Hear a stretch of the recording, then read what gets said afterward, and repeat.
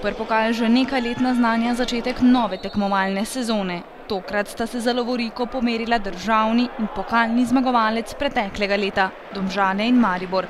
Tudi tokrat, tako kot na finalu Hervis pokala Slovenije, so slavili Birjukovi varovanci, ki so bili z 2:1 pod Kalvarijo boljši od vijoličastih. Natančni so bili Žuninjo v 9. minuti, pa Knezovič v 50.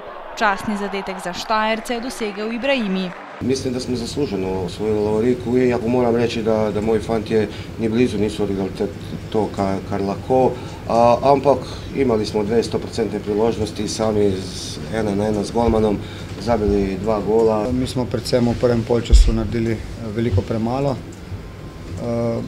Nasprotnik je z zadetkom pač jasno za našo napako dobil neko moralo in se še bolj potegnil nazaj, nas ogrožil definitivno skozi celo tekmo. Ko so Domžalam pošle moči, smo bili bolj nevarni, imeli nekaj priložnosti, tudi zadeli enkrat izredno, vendar to danes ni bilo dovolj.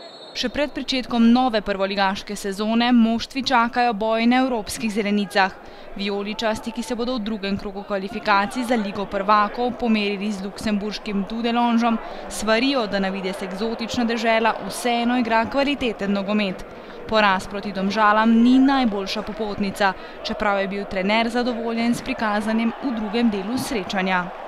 Mi si želimo na osnovi tega, kar smo videli v drugem polčasu, tako nastopati hrabro in z hitrim pretokom žoge in mislim, da nam bo ta drugi polčas ulil samozaupanje za naslednjo tekmo. Kakšen enka Maribor pa lahko pričakujemo v evropskih tekmah? Zmagovit. Na drugi strani se je Darko Birjukov kljub zmagi jezil nad igro svojih varovancev. Vse preveč je bilo izgubljenih žog, nosilci igre pa niso bili pretirano razigrani. Vseeno pa ga pred četrtkom, ko jih čaka drugi krog kvalifikacij UEFA Evropske lige, kjer se bodo doma pomerili s Splitom, pretirano ne skrbi. V četrtek bojo verjetno Domžale tiste spet prepoznavne sa pas igrom, sa držanjem žoge v posesti in jaz mislim in upam, da bomo v četrtek res dobro izgledali, ako moram povedati, da igram proti zelo kvalitetni ekipi.